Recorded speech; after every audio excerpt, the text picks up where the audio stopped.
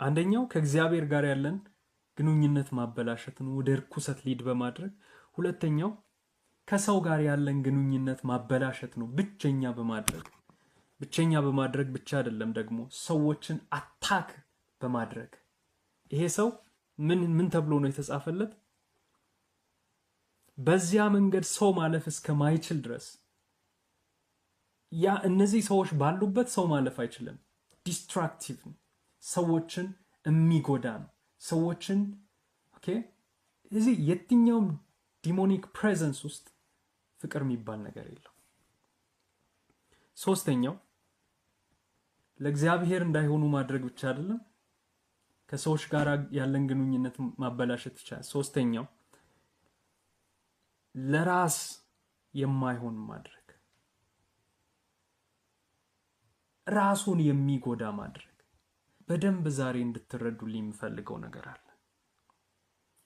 ሰይጣን ይሄን ሰው ምን አደረገው? ማርቆስ ምዕራፍ 5 ላይ ቅድም እንዳየነው ምን ያደርገው ነበር? ስፒሪቱ ራሱን በድንጋይ እንዲቆራረጥ ያደርገዋል።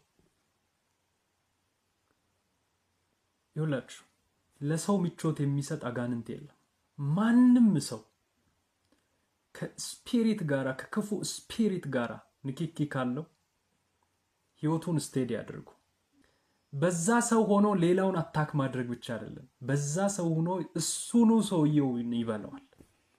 በዛው ሰው ላይ ሆኖ ብዙዎችን አታክ ያደርጋል። ያ ብቻ አይደለም፣ እሱኑ ሰውየውንም ደግሞ አታክ ያደርጓል ብቻ ያሰቃየዋል።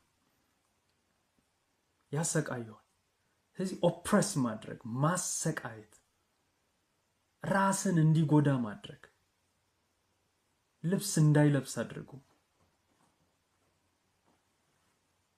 ወዳጆቼ let me tell you one thing፣ በደንብ እቺን ነገር አንደርላይን አድርጉልኝ። ራስን የመጉዳት ሐሳብ ናቹራል ሐሳብ አይደለም። ማንም ሰው በጤነኛ አእምሮ ሆኖ ራሱን ሊጎዳ አይችልም፣ ሊያስብም አይችልም። ዛሬ ለመጸለይ ምን ነው ይሄን ማውራችሁ። ራስን የመጉዳት ሐሳብ ያለው ካለ እንዶ አልፎ የሆነ ጊዜ ዝው ይልብኛል ሚል ካለ you need freedom። ከራስህም አይደለም ከእግዚአብሔርም አይደለም። ይኸውላችሁ በዚህ ዘመን ደግሞ አንድ ያለውን ነገር ልንገራችሁ። ጥሩ አጋንንት የለም።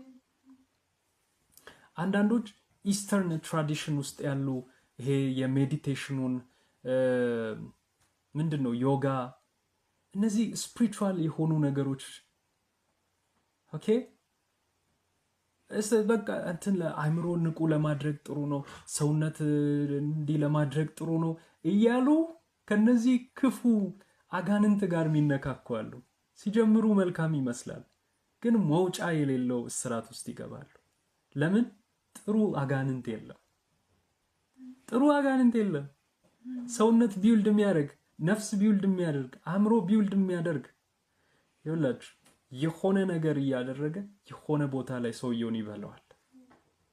that's why እንደዚህ አይነት እስራት ውስጥ ያሉ ብዙ ሰዎች ዴሊቨራንስ የሚፈልጉት ያሰቃያቸዋል። እንቅልፍ ማያውቁ ይሆናሉ፣ ረፍት የሌላቸው ይሆናሉ፣ ሰላም የሌላቸው ይሆናሉ። እነሱ ግን ምን ብሎ ነው አይ ዮጋ ለዚህ ጥሩ ነው፣ ይሄ ለዚህ ጥሩ ነው ያሉ ነው የገቡት። ከእግዚአብሔር መንፈስ ውጪ ሰላም የሚሰጥ መንፈስ የለም። ከእግዚአብሔር መንፈስ ከቅዱሱ ከእግዚአብሔር መንፈስ ውጪ ህይወት የሚሰጥ መንፈስ የለም።